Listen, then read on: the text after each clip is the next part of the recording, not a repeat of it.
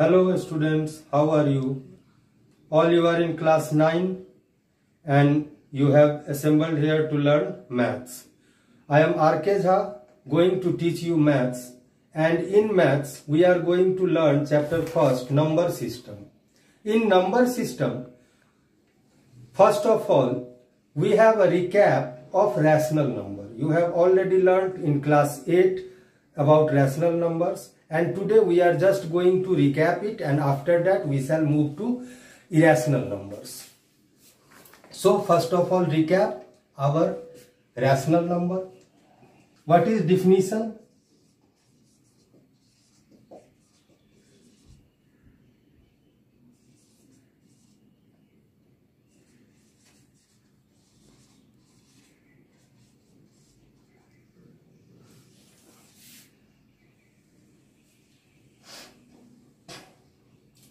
A number of the form P by Q, where P and Q are integers and Q is not equal to 0, and Q is not equal to 0 is said to be a rational number.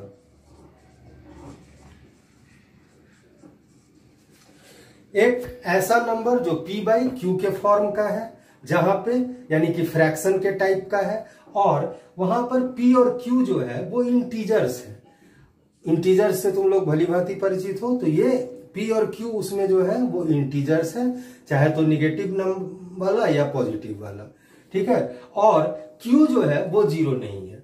Q means कि denominator उसका कभी भी zero नहीं होगा, because कि still और until today जो है मैथमेटिशियन ने ये फाइंड नहीं कर पाया कि अगर किसी नंबर का, फ्रैक्शनल नंबर का डिनोमिनेटर जीरो होगा तो उसका क्या वैल्यू होगा। So if there is denominator is zero, then you can simply write it undefined, that is called undefined.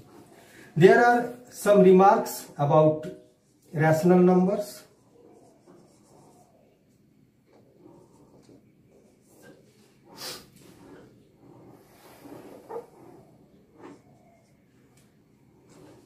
First of all,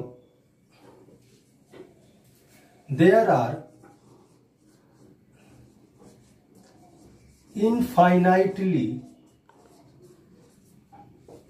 many rational numbers.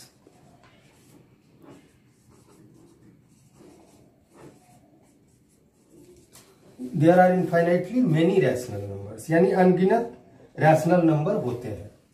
Second is there are no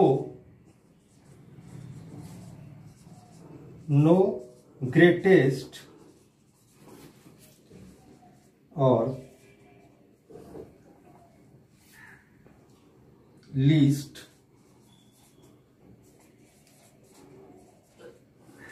rational number, यानी कोई भी जो है सबसे बड़ा या कोई सबसे छोटा रैशनल नंबर नहीं हो सकता, क्योंकि नंबर में हम लोग जानते हैं नेचुरल नंबर में कि कोई किसी भी नंबर को हम ये नहीं कह सकते कि ये सबसे छोटा नेचुरल नंबर है या ये सबसे बड़ा नेचुरल नंबर है, क्योंकि उससे भी छोटा हो सकता है, छोटा से भी छोटा, और उससे भी बड़ा हो सकता है। उसी प्रकार तीसरा है कि zero is also a rational number, also a rational number, because we can write 0 by 1. We can write 0 as 0 by 1. तो 0 का डिनोमिनेटर क्या होगा? किसी भी नंबर में डिनोमिनेटर अगर कुछ भी नहीं है तो इट मीन्स किसी भी होल नंबर का डिनोमिनेटर कुछ नहीं लिखा होता, मीन्स कि 1 होता है। ये अंडरस्टूड है। उसी तरह से every natural number every natural number is a rational number.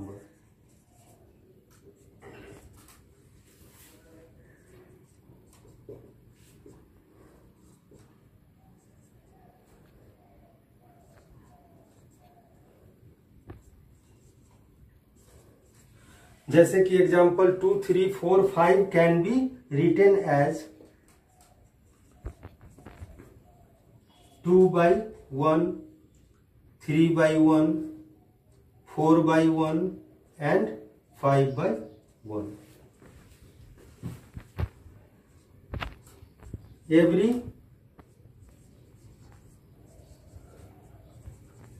integer is a rational number. Every integer is a rational number. क्योंकि नेचुरल नंबर के तरह इंटीजर भी जो है वो भी एक रैशनल नंबर होगा। ठीक है, इसको भी हम उसी तरह लिख सकते हैं एग्जाम्पल के रूप में -5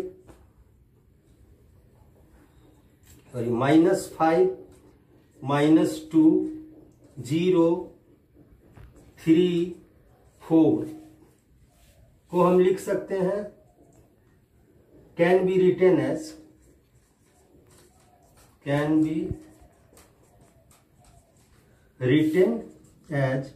-5/1 -2/1 0/1 3/1 4/1 so on.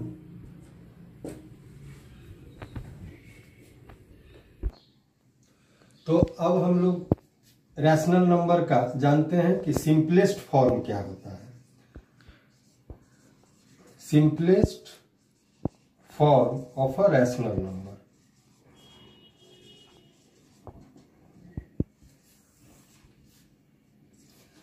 A rational number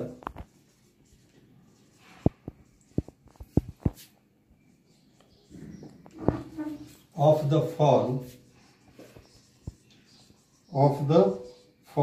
P by Q is said to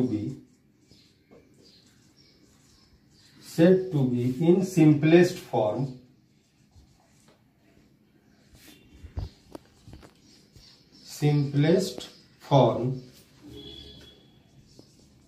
if P and Q are integers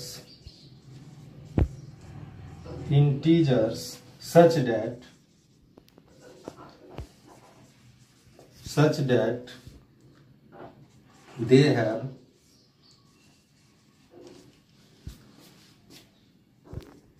no common factor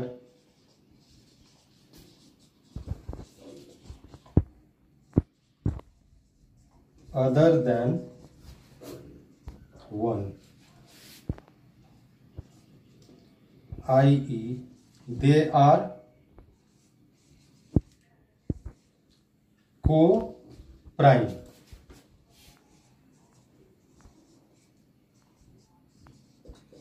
They are co-prime numbers and Q is not equal to 0.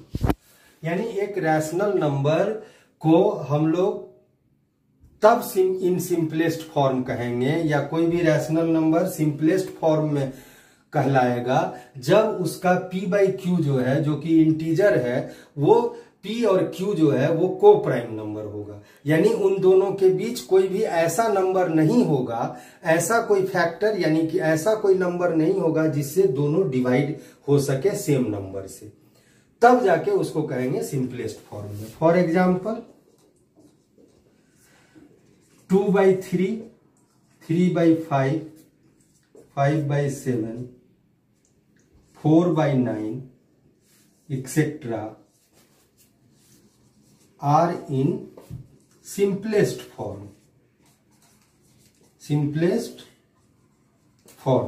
क्योंकि यहाँ 2 और 3 किसी कोई number से एक को छोड़ के किसी और नंबर से डिवाइड हो सकता है, दोनों नहीं होगा। 3/5 भी उसी तरह से है, किसी एक के अलावे और किसी नंबर से 3 और 5 दोनों को डिवाइड नहीं किया जा सकता है। 5/7 भी उसी तरह है। 4/9 को देखते हैं, 4 2 से हो सकता है डिवाइड, 1 से हो सकता है। 9 1 से हो सकता है और 3 से हो सकता है, बट 2 से नहीं हो सकता। तो दोनों में 4 और 9 में कोई ऐसा नंबर नहीं है जो 4 और 9 दोनों को डिवाइड कर सके। तो इस तरह से ये 4 और 9 आपस में को प्राइम हुए, और ये को प्राइम हुए, इसलिए ये जो रैशनल नंबर है 4/9 ये कहलाया सिंपलेस्ट फॉर्म में।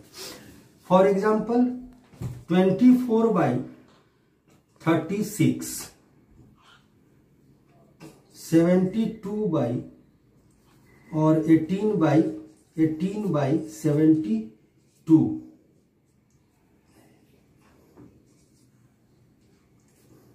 Are not in simplest form.